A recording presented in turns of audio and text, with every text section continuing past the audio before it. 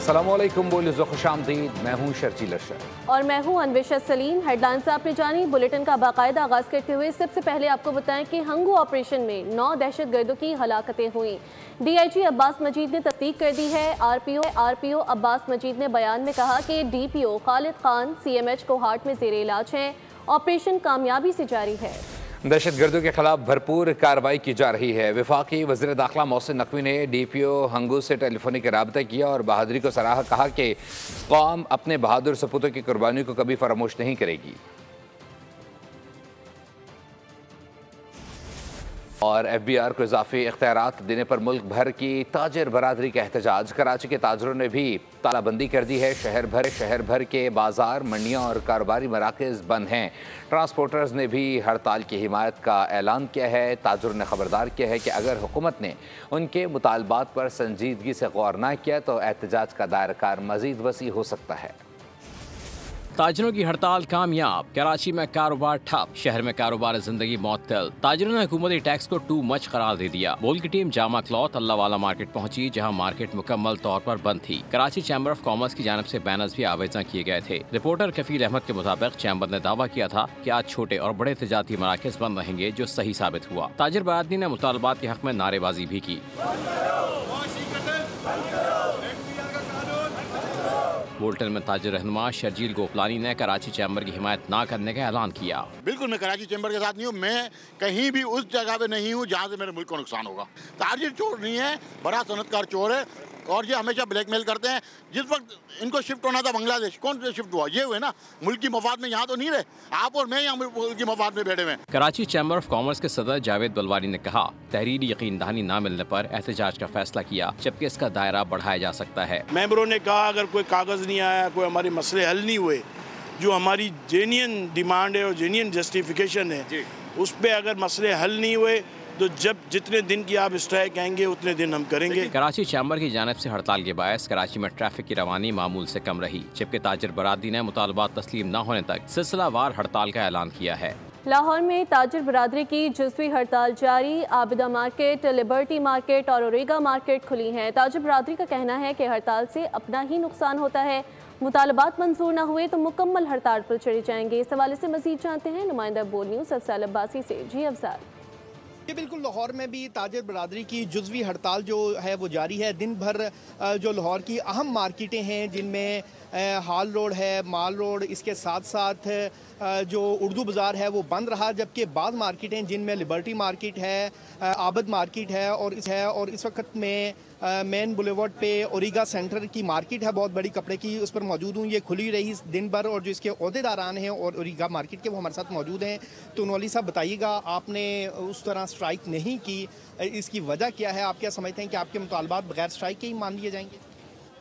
बिस्मिल्लाहिर्रहमानिर्रहीम। इंशाल्लाह जैसा आप कह रहे हैं, हमें उम्मीद है इस गवर्नमेंट को हम अपनी गवर्नमेंट समझते हैं। ताजर खसूसी तौर पे इस गवर्नमेंट के ऊपर बहुत उम्मीदें वाबस्ता होती हैं कि हमेशा इस गवर्नमेंट ने, मुस्लिम लीग नून ने ताजरों की बहुत अच्छी रहनुमाई की और इनका बहुत ख्याल किया।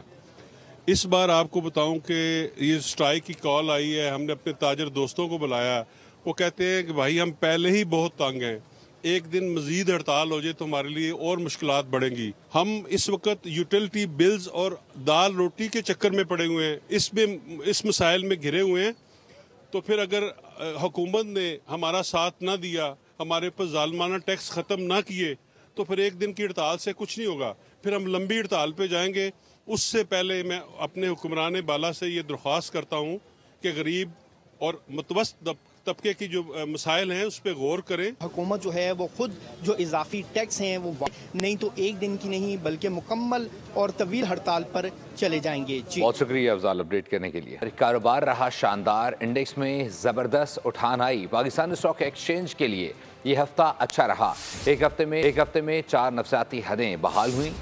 तज्जिया कार इसे हुकूमती मौशी कारकर्दगी और सरमायाकारों के एतमाद का मजहर करार दे रहे हैं। स्टॉक मार्केट में इस हफ्ते कारोबार तेज रफ्तार रहा, नई बुलंदियों के रिकॉर्ड कायम किए। हफ्ता भर में 100 इंडेक्स में 4,298 पॉइंट्स का इजाफा हुआ। इंडेक्स 2,99,134 से बढ़कर 5,97,138 पॉइंट्स पर बंद हुआ। इंडेक्स 1,40,585 की बुलंद तरीन सतह पर ट्रेड हुआ। एक हफ्ते के दौरान 4 नफसियाती हदें बहाल हुईं। 100 इंडेक्स की हफ्तावार कम तरीन सतह 1,34,937 पॉइंट्स रही। 5 रोज़ा कारोबार के दौरान मार्केट कैपिटलाइजेशन में 228 अरब रुपए का इजाफा हुआ। मार्केट कैपिटलाइजेशन एक हफ्ते में बढ़कर 16,517 अरब रुपए हो गई। हफ्ते के दौरान 42.51% हिस्से की कीमतें बढ़ गईं। माहिरीन इस कामयाबी का सेहरा माशी इशारों की बेहतरी को करार दे रहे हैं। उनका कहना है कि मजबूत मालियाती नताइज की बदौलत सरमायाकारों का एतमाद बहाल हुआ। साबिक चेयरमैन पाकिस्तान स्टील आफ्ताब मोइन के बैंक अकाउंट मुंजमद करने का मामला सिंध हाई कोर्ट ने 6 अगस्त तक नैब से जवाब तलब कर लिया है। दरख्वास्त गुजार के खिलाफ नैब ने 7 रेफरेंस दायर किए थे। वकील दरख्वास्त गुजार शौकत हयात एडवोकेट ने कहा तमाम रेफरेंसेस से मुलजिम बरी हो चुका है और नैब ने बरियत के खिलाफ अपीलें भी वापस ले ली हैं। उसके बावजूद बैंक अकाउंट्स मुंजमद किए हुए हैं। क्या आपने बैंक से रुजू किया? अदालत का वकील दरख्वास्त गुजार से इस्तफसार। वकील ने कहा कि बैंकों ने अपने तौर पर अकाउंट सील नहीं किए, इसलिए उनसे रुजू नहीं किया। अदालत ने नैब को तफसीली रिपोर्ट पेश करने की हिदायत करते हुए समाअत मुलतवी कर दी।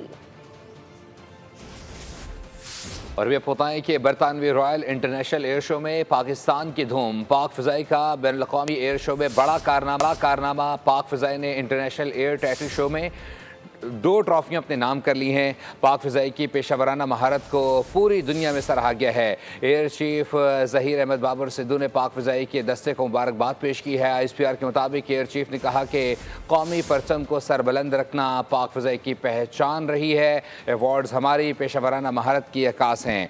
बरतानवी रॉयल इंटरनेशनल एयर शो में पाकिस्तान की धूम। पाक फ़िज़ाई का बैनुल-अक़वामी एयर शो में बड़ा कारनामा। पाक फ़िज़ाई ने इंटरनेशनल एयर टैटू शो में 2 ट्रॉफियाँ अपने नाम कर ली हैं। पाक फ़िज़ाई की पेशावराना महारत को पूरी दुनिया में सराहा गया है। एयर चीफ ज़हीर अहमद बाबर सिद्धू ने पाक फ़िज़ाई के दस्ते को मुबारकबाद पेश की है। ISPR के मुताबिक एयर चीफ ने कहा कि कौमी परचम को सरबुलंद रखना पाक फ़िज़ाई की पहचान रही है। अवार्ड्स हमारी पेशावराना महारत की अक्कास हैं। सानेहा लियारी में गिरफ्तार मुल्जिमान की दरख्वास्त ज़मानत पर समात सिटी कोर्ट कराची में हुई। इशफाक खोकर, जली सिद्दीकी, फ़हीम मुर्तज़ा, सरगाम हैदर और आसिम की जानिब से ज़मानतों की दरख्वास्त दायर की गई थी। सरकारी वकील ने कहा कि दरख्वास्त की तैयारी के लिए मज़ीद वक्त दरकार है। अदालत ने कहा तैयारी के लिए आखिरी मौका दे रहे हैं। आइंदा समात पर कोई बहाना नहीं चलेगा। दरख्वास्त से ज़मानत पर समात 22 जुलाई तक मुलतवी कर दी गई है।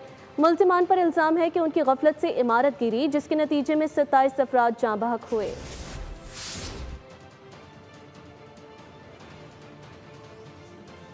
आम खबर शामिल करेंगे। पाकिस्तान ने अंडर 16 वॉलीबॉल चैंपियनशिप में ईरान को शिकस्त दे दी है। पाकिस्तान ने अंडर 16 वॉलीबॉल चैंपियनशिप में ईरान को शिकस्त दी है। इससे पहले भारत को धूल चटाई थी और अब पाकिस्तान ने अंडर 16 वॉलीबॉल चैंपियनशिप का टाइटल जीत लिया है। ये फाइनल पाकिस्तान के नाम रहा है और ईरान को पाकिस्तानी टीम ने शिकस्त दे दी है। पाकिस्तान ने अंडर 16 वॉलीबॉल चैंपियनशिप का टाइटल जीत लिया है। ये फाइनल मैच पाकिस्तान की अंडर 16 की टीम जीत चुकी है और मद्दे मुकाबिल ईरान था, जिसे बआसानी शिकस्त दी है। पाकिस्तान ने अंडर 16 वॉलीबॉल चैंपियनशिप का टाइटल जीत लिया है।